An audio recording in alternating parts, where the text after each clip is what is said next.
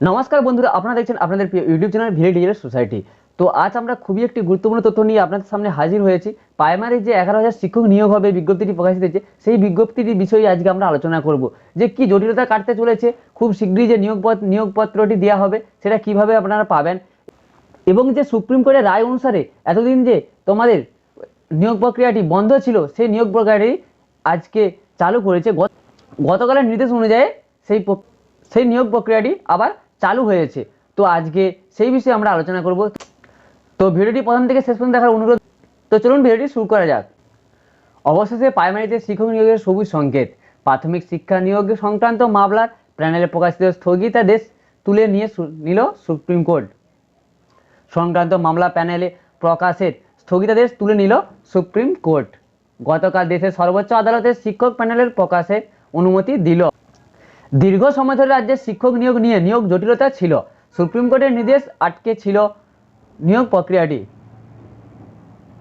তবে শেষ পর্যন্ত সুপ্রিম কোর্টের নির্দেশ মেলার ফলে একাধারে স্তরের রাজ্য সরকার ইতিমধ্যেই প্রাথমিক স্কুল শিক্ষক নিয়োগের 11,765 জনের তালিকা প্রস্তুত করে ফেলেছে প্রাথমিক শিক্ষা পর্ষদ।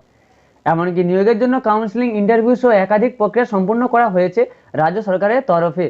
তবে মামলা সংক্রান্ত কারণে নিয়োগ এতদিন আটকে ছিল। 2022 সালের সেপ্টেম্বর মাসে এই প্রাথমিক শিক্ষা নিয়োগের বিজ্ঞপ্তি প্রকাশ করা হয়েছিল। প্রায় 12,000 প্রাথমিক শিক্ষক পদে প্রার্থী নিয়োগের জন্য বিজ্ঞপ্তি প্রকাশিত হয়েছিল। পর্ষদের তরফে জানানো হয়েছে, যারা ডিএলএড প্রশিক্ষণ নিয়েছে তারাও এই নিয়োগ অংশগ্রহণ করতে পারবে। পর্ষদের এই নির্দেশের বিরুদ্ধে হাইকোর্টের মামলা দায়ের করা হয়েছিল। তবে বিচারপতি অভিজিৎ গঙ্গোপাধ্যায় এই মামলা পর্ষদের দাবিতে মান্যতা দেন। তবে 2023 সালের হাইকোর্টে তৎকালীন বিচারপতি সুব্রত তালুকদার এবং বিচারপতি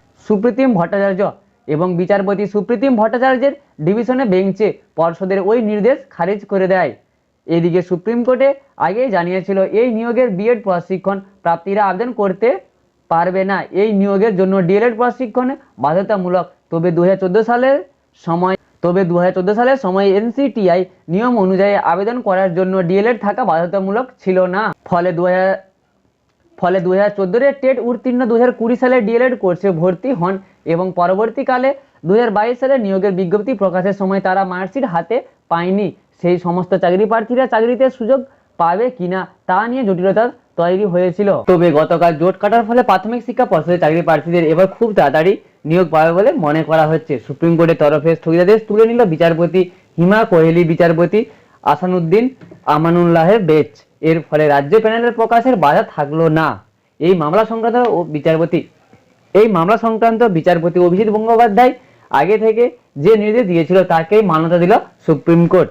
তো ভিডিওটা এতটাই ছিল। যদি ভালো লেগে থাকে লাইক, শেয়ার, সাবস্ক্রাইব করতে ভুলবেন না, এবং যদি উপকার আসে তো আপনাদের বন্ধুদেরকে শেয়ার করুন যাতে তারাও এই তথ্যটি প্রকাশ পায়।